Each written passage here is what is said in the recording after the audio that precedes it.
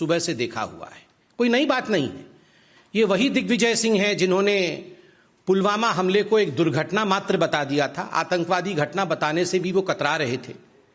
ये वही दिग्विजय सिंह हैं जिन्होंने कहा था 26/11 तो आरएसएस की साजिश है, और किस प्रकार से उस समय पाकिस्तान को क्लीन चिट देने का प्रयास किया था।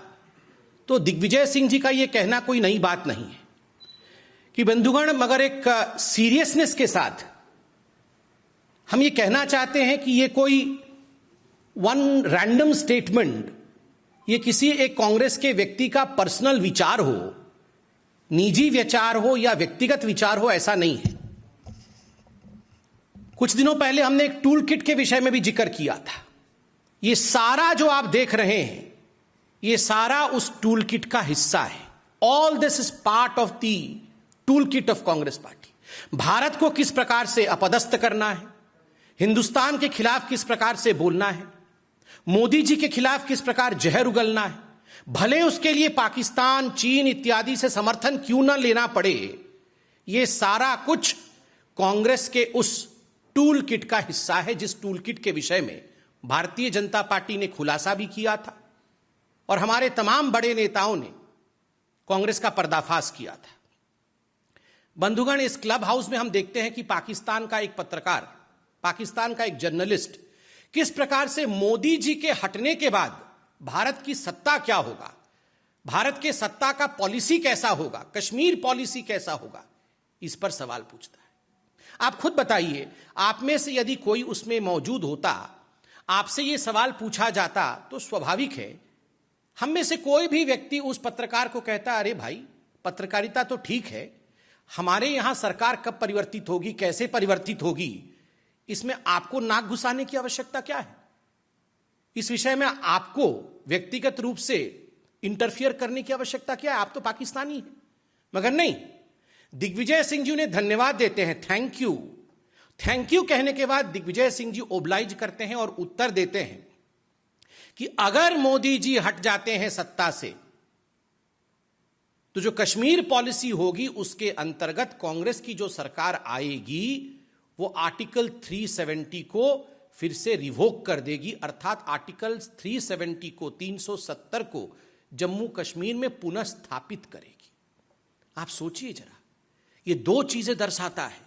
एक तो कांग्रेस का पाकिस्तान के साथ सांठगांठ, कांग्रेस का पाकिस्तान के साथ खड़ा होना, दोनों के विचार एक जैसे हैं, कांग्रेस और पाकिस्तान के विचार एक जैसे। और दूसरा, आज कश्मीर में जिस प्रकार की शांति का वातावरण है, वहां जिस प्रकार से महिलाओं के अधिकार को लेकर कश्मीर आगे बढ़ा है, बच्चों की शिक्षा का अधिकार आगे बढ़ा है, ऐसे कई सौ हिंदुस्तान के लॉ है, कानून है, जो हिंदुस्तान में लागू होते थे और जम्मू कश्मीर में लागू नहीं होते थे, आज वो वहां लागू हो रहे हैं, वहां के लोगों का जीवन सुचारू रूप से आगे बढ़ रहा है। उसके खिलाफ भी कांग्रेस एक वातावरण तैयार करना चाहती है। बंधुगण, एक पैटर्न है, आप अगर डॉट्स को ज्वाइन करेंगे तो आप देखेंगे आज जो दिग्विजय सिंह जी ने कहा है, मुझे तो पूरा शक है कि ये पूरा का पूरा स्टेज मैनेज था। उस पत्रकार को दिग्विजय सिंह या कांग्रेस पार्टी के किसी बड़े नेता ने ही कहा होगा कि ये सवाल आप पूछना, ऐसा नहीं है कि उसने कोई रैंडम सवाल पूछ लिया, ये सब स्टेज मैनेज्ड होता है, ये टूल किट का हिस्सा है। कहा गया होगा ये सवाल पूछना और उसके बाद बताया गया होगा, क्योंकि एक बहुत बड़ा पैटर्न है। मैं एक एक करके वो पैटर्न आपको गिनाता हूं। आर्टिकल 370 पे डिस्कस कर रहे हैं मित्रों, आपको याद होगा, और मैं तो चैनलों से ये रिक्वेस्ट करूंगा, आप चतुर्थ स्तंभ हैं, आप उस बाइट को जरूर दिखाइएगा जब पार्लियामेंट में आदरणीय गृह मंत्री अमित शाह जी खड़े होकर आर्टिकल 370 के विषय में अपना वक्तव्य आरंभ ही करने वाले थे, तभी जो लीडर ऑफ ऑपोजिशन है कांग्रेस पार्टी की ओर से अधीर रंजन चौधरी, वो तुरंत खड़े हो जाते हैं, तत्क्षणात खड़े हो जाते हैं और खड़े होकर कहते हैं नहीं नहीं नहीं नहीं, ये चर्चा हम कैसे कर सकते हैं, ये तो बायलैटरल इशू है, ये आर्टिकल 370 तो द्विपक्षीय इशू है, इसमें भारत कैसे अपने आप डिस्कशन कर सकती है बिना पाकिस्तान के कंसेंट के। तो ये तो हिंदुस्तान के पार्लियामेंट के पटल पे किस प्रकार से कांग्रेस पार्टी का पर्दाफाश हुआ था, ये पूरे हिंदुस्तान ने देखा था। और तो और अधीर रंजन चौधरी जी के पीछे स्वयं श्रीमती सोनिया गांधी जी मौजूद थी और ये सब कुछ सोनिया गांधी जी के उकसाने पर अधीर रंजन चौधरी ने कहा था कि how can article 370 be discussed unilaterally by the Indian parliament, it is a bilateral issue. ये पैटर्न उससे पहले से शुरू हुआ। जब आप याद करिए, मणिशंकर अय्यर जाते हैं पाकिस्तान और वहां एक साक्षात्कार में, एक टीवी इंटरव्यू में कहते हैं मोदी को हटाना होगा, मोदी को हटाना होगा और हमें लाना होगा। ये मोदी को हटाना होगा और कांग्रेस को लाना होगा, ये गुहार कोई आज से नहीं, जब से मोदी जी हिंदुस्तान के प्रधानमंत्री बने हैं तब से ये गुहार कांग्रेसी नेता, कांग्रेस के दिग्गज नेता पाकिस्तान से लगा रहे हैं। और आप सिमिलैरिटी देखिए, 2014 के आसपास जब मणिशंकर अय्यर कह रहे थे मोदी को हटाना होगा, पाकिस्तान का वो एंकर था, वो डर गया, वो बोलता हम कैसे हटाएंगे जी। मतलब वो सोचा कि ये किस प्रकार का डिस्कशन हो रहा है, मगर मणिशंकर अय्यर अड़े रहे मोदी को हटाना होगा, आपकी मदद से हटाना होगा। और कल जो क्लब हाउस में हुआ है उसमें भी मोदी को हटाना होगा, मोदी के हटने के बाद का भारत कैसे होगा, ये चिंता पाकिस्तानियों और कांग्रेसियों के बीच में चल रही है। बंधुगण, ये वही मणिशंकर अय्यर भी हैं। आप याद करिए, हम जम्मू कश्मीर के विषय में बात कर रहे हैं, विगत अगस्त के महीने में ये वही मणिशंकर अय्यर है जिसने कश्मीर और जम्मू को कंपेयर किया था फिलिस्तीन के साथ, कि हिंदुस्तान ने जम्मू कश्मीर को फिलिस्तीन बना दिया है। ये किस प्रकार का संदेश पूरे विश्व में भेजते हैं। और इन सबके सरगना, चाहे वो दिग्विजय सिंह हो, चाहे वो मणिशंकर अय्यर हो, ये सबके सरगना है आदरणीय राहुल गांधी जी। राहुल गांधी जी, आपको याद होगा, आर्टिकल 370 जब एब्रोगेट हुआ था, उसके बाद उन्होंने 25 अगस्त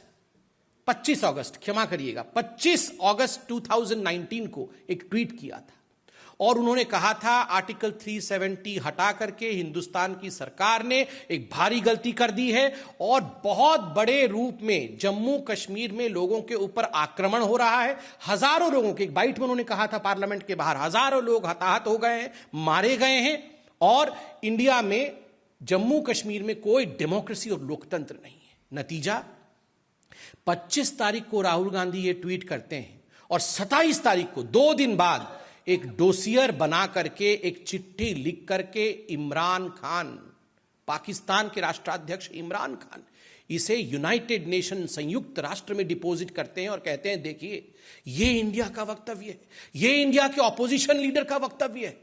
आप सोचिए जरा, मुझे तो शक है कि ये किस प्रकार से टाइमिंग थी कि 25 तारीख को राहुल गांधी का ट्वीट और 27 तारीख को यूनाइटेड नेशन में प्रस्तुत हो जाना। कहीं ये सांठगांठ तो नहीं? ये कितना बड़ा टूल किट है। कहीं ये सांठगांठ तो नहीं कि हां मैं ट्वीट करूंगा तुम उसे प्रस्तुत कर देना, और हजारों लोग मारे गए। किस प्रकार से झूठ फैलाया गया, एक पैटर्न है। और तो और ये वही राहुल गांधी है जिन्होंने, जब हिंदुस्तान की जाबाज आर्मी ने जज्बा दिखाया था और एयर स्ट्राइक और सर्जिकल स्ट्राइक किया था, उस समय सर्जिकल स्ट्राइक को फर्जिकल बताने का काम और उसे खून की दलाली बताने का काम किया था। ये वही राहुल गांधी है। और राहुल जी, मैं तो सवाल आप ही से पूछूंगा, आपके पुराने ट्वीट्स निकाल के लाया हूं। ये एक ट्वीट है 13 तारीख का, 13 फरवरी 2020 का। उसमें उन्होंने कोरोना को लेकर राहुल गांधी जी ने एक ट्वीट किया था, आप देख सकते हैं, जिसमें जम्मू कश्मीर को पाकिस्तान का हिस्सा दिखाया था। राहुल गांधी जी, ये क्या हो रहा है? दिग्विजय सिंह जी आज पाकिस्तान के साथ खड़े हैं, मणिशंकर अय्यर खड़े हैं, आप ऐसा एक नक्शा भारत का ट्वीट करते हैं जिसमें जम्मू कश्मीर जो है वो पाकिस्तान का हिस्सा है। ये क्या रहा है? देखिए, उसी पैटर्न के अंतर्गत शशि थरूर, आपको याद होगा, हिंदू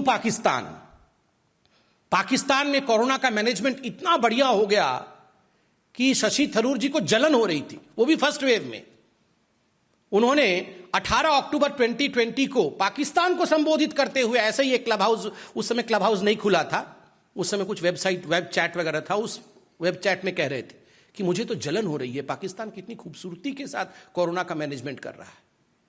ये सारे नेता, और आप इनसे पूछेगा तो बताएंगे ये तो व्यक्तिगत विचार है। ये व्यक्तिगत विचार नहीं है जी, ये सब टूल किट का हिस्सा है। बी हरिप्रसाद, इनके इतने बड़े नेता, कर्नाटक से, और उन्होंने कहा पुलवामा का जो हमला हुआ वो मोदी जी और इमरान खान, इन दोनों ने मिलकर सांठगांठ के साथ कराया है। और तो और ये जो कांग्रेसी है, इन्होंने जाके टर्की में किस प्रकार से एक ऑफिस खोला ये आपने देखा था, और वहां जाके यूसुफ खान को अपना अध्यक्ष बनाया था। टर्की में ऑफिस, यहां का तो ऑफिस का कोई अध्यक्ष है नहीं, वहां पर अध्यक्ष लगा के बैठाया हुआ था। ओसामा जी, हाफिज सईद जी, ये सब तो आप जानते ही हैं। मगर बंधुगण, ये सब सुनने के बाद, ये सब जानने के बाद एक बात तो स्पष्ट हो जाता है, ये हाफिज सईद जो कुख्यात आतंकवादी है, उसने ऐसे ही नहीं कहा था कि भारतवर्ष में एक अच्छी पार्टी है Congress party, I love Congress party. ये हाफिज सईद ने कहा था, आप सबने दिखाया था, वो वीडियो मौजूद है। ये ऐसे ही हाफिज सईद कांग्रेस पार्टी से प्यार नहीं करता है। और आज मैं एक निवेदन करता हूं, ये कांग्रेस पार्टी अपने नाम को बदले, INC को बदल करके ANC कर दे। ये अपने आप को INC कहती है, आज मैं कहता हूं ये अपने आप को ANC कहे, एंटी नेशनल क्लब हाउस। ये एक ऐसा क्लब हाउस है जिसमें सारे लोग मोदी जी से घृणा करते करते आज हिंदुस्तान से घृणा कर बैठे हैं। ये वही कांग्रेस पार्टी है जिसमें पी चिदम्बरम कह रहे थे कि आर्टिकल 370 इसलिए हटाया गया क्योंकि जम्मू कश्मीर जो है वो मुस्लिम बाहुल्य क्षेत्र है। तुष्टिकरण की पराकाष्ठा को आप देखिए बंधुगण, केवल इस पैटर्न में पाकिस्तान हो ऐसा नहीं है। इस टूल किट में चाइना पाकिस्तान एक्सेस भी था। इस टूल किट में 2008 में जो MOU साइन किया गया सोनिया जी और राहुल जी द्वारा, और काफी डोनेशन, करोड़ों में डोनेशन जो कांग्रेस के अकाउंट में चाइना से आया, ये सब यूं ही नहीं हुआ है। ये सब उसका हिस्सा है कि हम मिलकर किस प्रकार भारतवर्ष को नीचे दिखाएंगे। कश्मीर में आर्टिकल 370 पुनः स्थापित करने के लिए चीन, पाकिस्तान इत्यादि के साथ मिलकर काम करेंगे। ये 2008 में MOU का भी हिस्सा है। और आपको याद होगा डोकलाम का जब स्टैंड ऑफ हुआ था, पूरा ये गांधी का कुनबा, ये तथाकथित गांधी का कुनबा जो है, ये प्रियंका जी, राहुल जी, वाड्रा जी और भी सब जी, वो सारे के सारे चाइनीज टेंट के नीचे मिले थे। पहले तो मना कर रहे थे, बाद में जब फोटो आ गया और मीडिया ने फोटो चला दिया तब हाथ खड़े करके हाँ हम वहां थे। आप बताइए ये किस प्रकार की राजनीति कांग्रेस पार्टी कर रही है। आज भारतीय जनता पार्टी इस मंच से आज हम ये डिमांड करते हैं कि दिग्विजय सिंह जी ने पाकिस्तान के एक पत्रकार को जिस प्रकार से मोदी के हटने के बाद भारत कैसा होगा, उसमें हम आर्टिकल 370 को बहाल कर देंगे। इस पर सोनिया गांधी जो कि अभी कार्यकारी अध्यक्ष हैं, और राहुल गांधी जिनको भविष्य में वो अध्यक्ष बनाना चाहते हैं शायद कांग्रेस पार्टी, दोनों क्या सोचते हैं? क्या ये कांग्रेस का राय है या नहीं है? हम चाहते हैं इसमें राहुल जी एक प्रेस कॉन्फ्रेंस करके देश को संबोधित करें और इस सच्चाई को देश के सामने रखें। बहुत बहुत धन्यवाद। ये सवाल हो तो पूछें।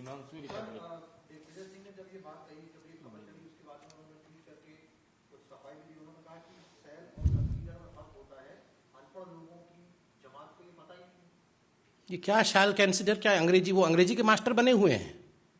देखिए शैल कंसिडर कुछ नहीं होता है। We all know that he is anti Indian. ये शैल कंसिडर, ये अंग्रेजी का क्लास ना खोलें, बिल्कुल स्पष्टता के साथ बताए उन्होंने ये क्यों कहा कि आर्टिकल 370 को वो बहाल करेंगे। उन्होंने एक पाकिस्तानी जर्नलिस्ट को, जब उस जर्नलिस्ट ने कहा कि मोदी के हटने के बाद, उनको वहीं रोकना चाहिए था कि आप कौन है, मोदी के हटने के बाद हम क्या करेंगे, ये तो डेमोक्रेटिक कंट्री है, हम डेमोक्रेटिक तरीके से काम करते हैं। तो ये शाल और कंसिडर इस प्रकार की अगर अंग्रेजी का विषय है तो वो शशि थरूर जी को बताएं, हमें ना बताएं। और कोई question? Arvind Kejriwal corona management को लेकर उन्होंने बयान दिया है, कहा है कि काफी दिक्कत थी उस वक्त और अभी तैयारी पूरी कर रहे हैं। देखिए अभी अरविंद केजरीवाल जी जो दिल्ली के मुख्यमंत्री हैं, उन्होंने प्रेस कॉन्फ्रेंस किया और उन्होंने प्रेस के माध्यम से संबोधित करते हुए कहा कि वो दिन रात युद्ध स्तर पे थर्ड वेव की तैयारी कर रहे हैं, टैंकर इत्यादि ला रहे हैं, ऑक्सीजन प्लांट भी बना रहे हैं, वो सब कुछ कर रहे हैं। मगर हम तो इसमें राजनीति नहीं करना चाहते हैं।